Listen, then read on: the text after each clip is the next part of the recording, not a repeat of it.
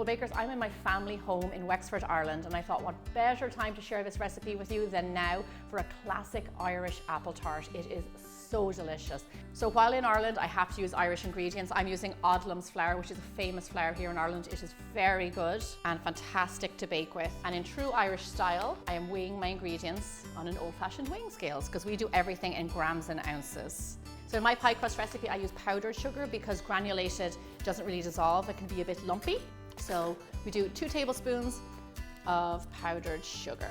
So when I first started baking, would have been the 80s in Ireland, and back then we did not have, standard tablespoons, teaspoons. We just got whatever we had in the drawer, just like this one, and we used that to measure our ingredients. So it's a little bit rough. For some reason, it always worked out. It's a little bit rustic, but that's the way my mum bakes. That's the way so many people around Ireland cook, is kind of a free form. You could say lawless either, but I'm going to be kind and say free form. A nice pinch of salt in my pie crust. Give that a stir. And now for the star of the show when it comes to pastry is butter. Now, not any ordinary butter. I went all out today and I got myself some Kerrygold, because why not? If you're going to make a lovely recipe that is heavy in butter, you want the good stuff.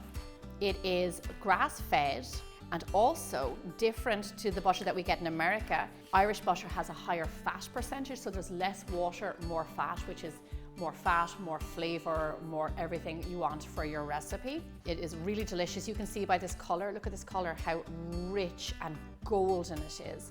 Whereas often you can find a butter that can be almost like whitish. This is the sign of happy cows in Ireland that are well fed, well taken care of, well rained on, but they have very good butter.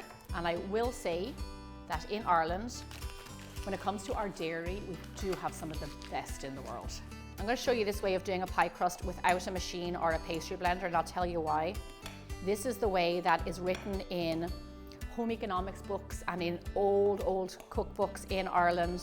I still write it in my recipes. It's always handy to have an option to do your hands, but this was one of the first techniques I ever learned, which is rubbing in. And this is the basis for so many recipes, classic French recipes, classic European recipes. You do this technique for making biscuits in America, scones in Ireland, crisp toppings, crumble toppings. You always want to make sure when making a pie crust, your butter is very cold, because that's what's going to give us lovely flaky layers. And there's nothing like getting your hands stuck in there to really feel what's going on with your recipe. Now, look at this. Come here to me. Some big lumps, some small lumps, all the way throughout. Beautiful. Let's go grab our eggs. We're going to go outside and get them from the chickens. No, I'm joking. Come on over here. Technically, we are going to get them from the chicken.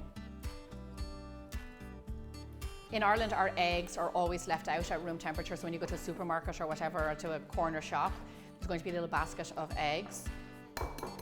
They're never refrigerated, therefore they don't have to be refrigerated. So when you're baking, they're always at room temperature. For this recipe, to enrich the dough, add extra fat, extra flavor, we are adding in egg yolk. Pastry does not always have egg yolk, but it definitely does add an extra richness to it. I don't like to add too much water to my pie crust. I'll tell you why. Often when people have a problem with pie crust shrinking, it's because there's too much water in there. The water evaporates, and what happens when something disappears? It shrinks.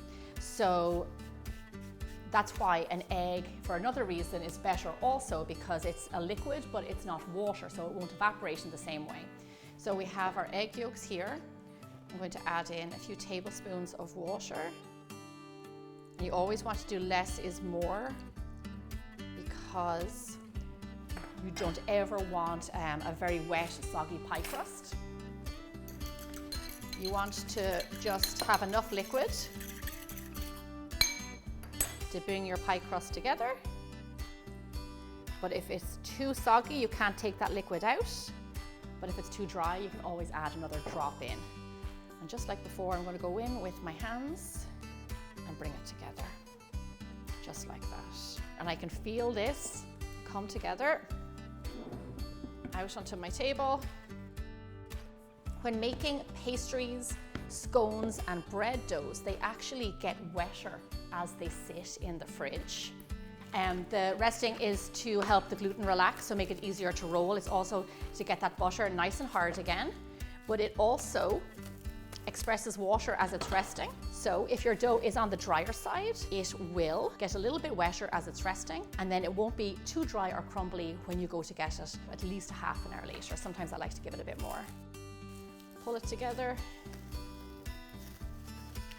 And we are going to pop this into the fridge and let it get nice and cold while we prepare our apples. So here are the apples that we use in Ireland. They are called Bramley apples. Now check out those guys. They're as knobbly as bedamned. They're almost kind of prehistoric looking. They're bumpy, they're lumpy, they're not very attractive, but they are fantastic for baking with because they get really nice and mushy and they break down, so they are awesome. So growing up in Ireland, this is what we used to bake, and when I moved to the United States now 16 years ago, I couldn't figure out what people used to bake with because they didn't have Bramley apples. They didn't have a baking apple, which is what this is called, a cooking apple. In America, or for this recipe, if you're not in Ireland, you can use Granny Smith apples, which are naturally sweet, so they're a little bit different, but they do break down nicely and they work great for baking.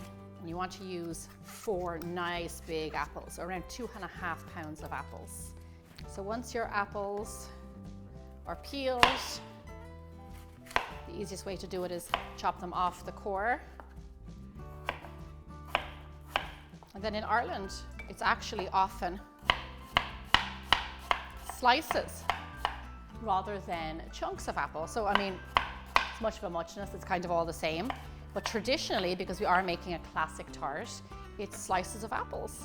You want to do them nice and thin because we want to make sure that they become tender during the baking. Okay, lovely, so those are all our apples sliced.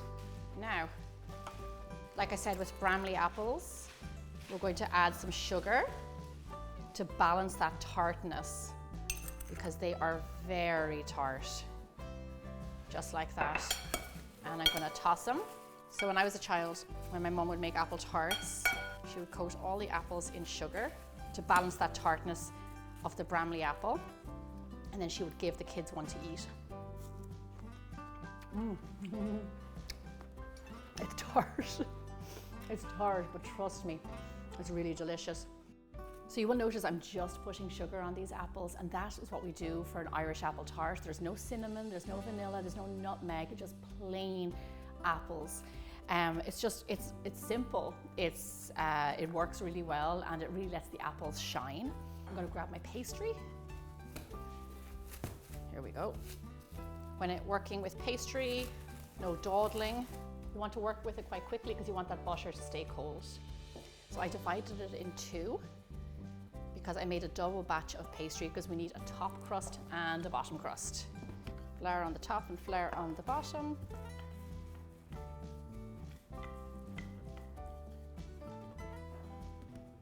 Our tart pan is around 9 to 10 inches. So you want to roll yourself a nice big circle like that.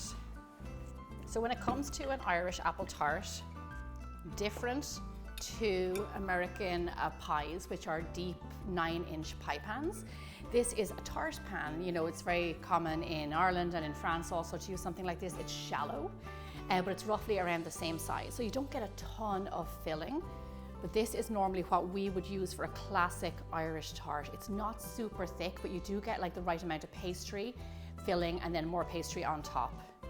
So that looks like a good size. I'm going to take my pastry. See how easy it is to work with this pastry? Lay it in there and pull it so it fits. Push it down. This is a rustic tart. It's not glamorous. It's easily done at home by any home baker, and often is all around the country on a daily basis. So that's our pie in with our apples.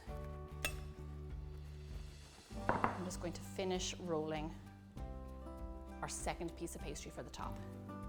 Roll your pie crust nice and big so it can lay on top of your pastry.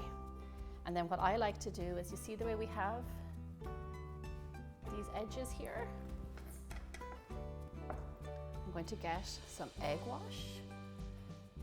I'm going to brush the bottom side and then pierce the two of them together. So just run your egg wash. Like I said, what you normally would do is take a knife, cut the edges. Nothing frilly or fancy. It's not the Irish way. We are more practical, making yummy food with good quality ingredients that is easy and tastes really good. With my finger, I'm going to just pierce it around the edges, just like this.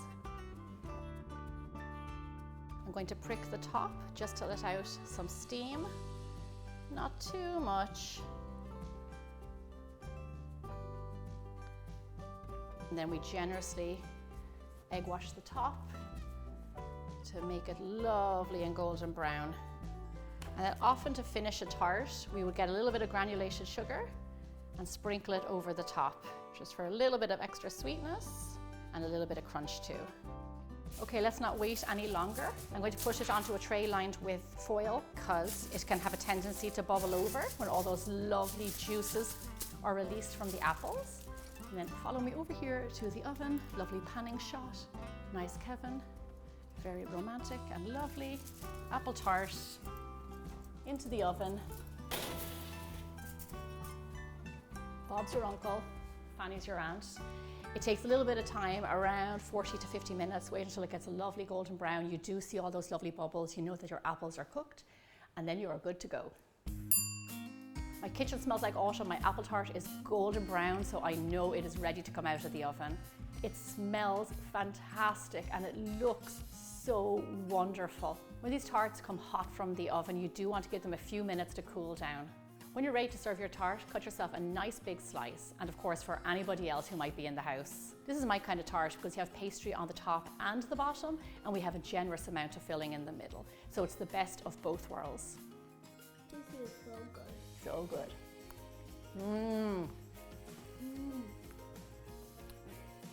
Classic apple tart. What do you think? Apple, so good. If you like to see Gemma's recipes and shows again, look on Instagram. You can make. Bye. Thank you so much for watching. I really hope you enjoyed this video coming from Ireland.